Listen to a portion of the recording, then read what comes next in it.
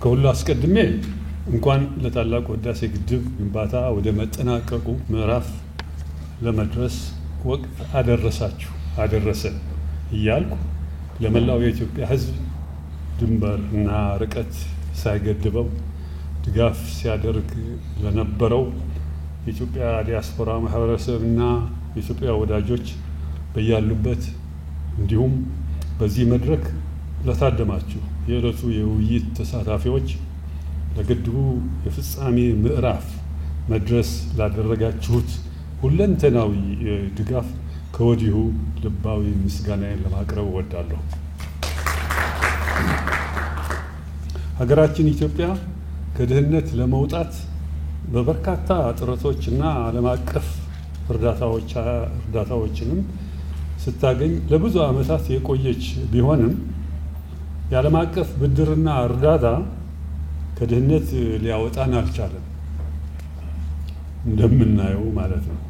የታላቁ ህዳሴ ግድብ ለመገንባት ቆርጣ ስትነሳ ለግድብ ዓለም አቀፍ ብድርና እርዳታ በማስከልከል የዘመናት ድህነታችንን በማየት አይሞክሩትም፣ ቢጀምሩትም አይጨርሱትም ብለው የተሳለቁ በርካታ ናቸው።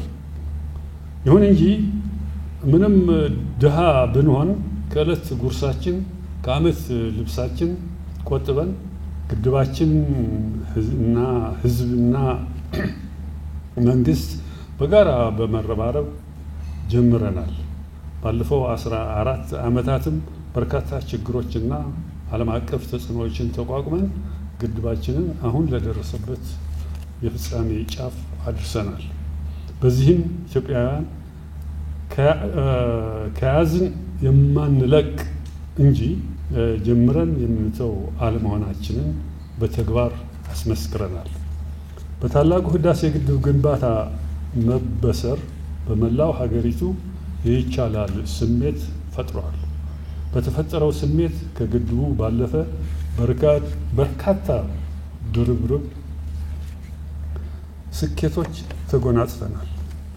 በራሳችን አቅም ድህነትን ማሸነፍ እንደምንችል በተፋሰሱ የሶስትዮሽ ድርድርም ሆነ በዓለም መድረክ በፐብሊክ ዲፕሎማሲ እና በዲፕሎማሲ ትግልም አሸናፊዎች መሆናችንን አረጋግጠናል። እናም በቅርቡ የድል ችቦአችንን ለኩሰን ግድባችን ለማስመረቅ በዝግጅት ላይ እንገኛለን። ውድ የዚህ ውይይት ተሳታፊዎች፣ ክቡራትና ክቡራን፣ ያለፉት 14 ዓመታት የህዳሴ ግድባችንን ጉዞ መለስ ብለን ስናየው የገጠሙን በርካታ እንቅፋቶች እና ችግሮች በህዝብና በመንግስት አቅም ተረባርበን ተሻግረናል። ከዚህም በላይ ግድባችንን በፈጠረልን ወኔ ተነሳስተን በርካታ ሀገራዊ ሁነቶችን ያካሄድን ሲሆን ከዚህም ውስጥ ከዋናዎቹ ተግባራት አንዱ የሆነው የተፋሰስ ልማትና የአፈርና ውሃ ጥበቃ ስራ ነው። ኢትዮጵያውያን ግድባችንን በገንዘብ፣ በሞራል፣ በእውቀትና በፐብሊክ ዲፕሎማሲ ከመደገፍ ጎን ለጎን ወደ ግድቡ የሚገባው ደለል በመቀነስ የግድባችንን ዕድሜ ለማራዘም በሚል በአርሶ አደሩና አርብቶ አደሩ በአባይ ተፋሰስም ሆነ ከተፋሰሱ ውጭ በመላው ሀገሪቱ የተሰራው ስራ ለትውልድ የሚያኮራ ተግባር ነው። ደን ህይወት ነው። አፈርና ውሃ ደግሞ የህይወት ምንጭ ነው። ታላቁ የአባይ ወንዝ ደግሞ ለዚህ ሺህ ዘመናት ለም አፈራችንን እየተሸከመ ለጎረቤትና ሌሎች ሀገራትን ከመገበር አልፎ ሜዲትራኒያን ባህር ሲያግዝ ኑሯል።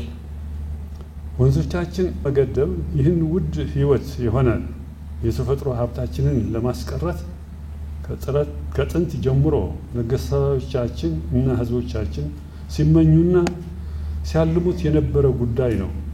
ዛሬ ግን እኛ ልጆቻቸው የአባቶቻችንን ህልሞችን በማሳካት በሀገራችን ታሪክ አዲስ ምዕራፍ ከፍተናል። በታላቁ ህዳሴ ግድብ ወንዞቻችን በመገደብ የተፈጥሮ ሀብታችንን የመጠቀም ሉዓላዊ መብታችንን ያረጋገጥን ቢሆንም በሌሎች ወንዞችም በዘላቂነት የሚቀጥል የማያቋርጥ ሂደት መሆን አለበት። የኢትዮጵያ ሕዝብና መንግስት እንዲሁም መንግስታዊና መንግስታዊ ያልሆኑ ተቋሞች ሁላቸውን በህብረት ተሰልፈን ዛሬ በታላቁ ህዳሴ ግድብ ያገኘነውን ድል ወደፊትም በርካታ ግድቦችን በመገንባት የተፋሰስ ልማት ስራዎችን አስፋፍተን በመስራት በመላው ሀገሪቱ አከታትለን የምንደግመው መሆን ይኖርበታል። ክቡራትና ክቡራን፣ የታላቁ ህዳሴ ግድብ ማስተባበሪያ ፕሮጀክት ጽሕፈት ቤት ባለፉት ዓመታት መላውን ህብረተሰብ በአንድነት በማሰለፍ ለታላቁ ህዳሴ ግድባችን ሁለንተናዊ ድጋፍ በማሰባሰብ ግድቡ አሁን ላለበት ደረጃ እንዲደርስ የማድረግ ሚናውን የተወጣ መላው ህዝባችንን የሲቪክ ማህበራትና ሌሎች አደረጃጀቶች፣ መንግስታዊና መንግስታዊ ያልሆኑ ድርጅቶች ከህፃን እስከ አዋቂ ሁሉም ዜጋ ከጎናችን በማቆም በባለቤትነት ስሜት ስለደገፍን ነው።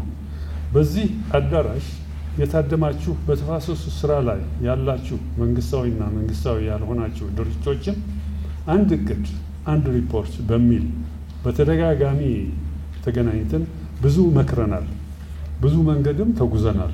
በእርግጥ በዚህ አጋጣሚ እስከዛሬ ከጎናችን ተሰልፋችሁ ላደረጋችሁት ድጋፍ እና ተሳትፎ ልባዊ ምስጋናዬን እያቀረብኩ ዛሬ በሚካሄደው በዚሁ መድረክ በንቃት በመሳተፍ የሚቀርቡ ጽሑፎችንም ወይም አንድ ጽሑፍ በጥሞና በመከታተል ለሀገር ገንቢ ሀሳባችንን እና አስተያየታችንን በማቅረብ ውይይታችንን ውጤታማ እንዲሆን በማመን መድረኩ በይፋ መከፈቱን አበስራለሁ። በተቀናጀ የጋራ ክንድ ሀገራችንን አረንጓዴ እናለብሳለን። በህብረት ችለናል፣ እናሸንፋለን።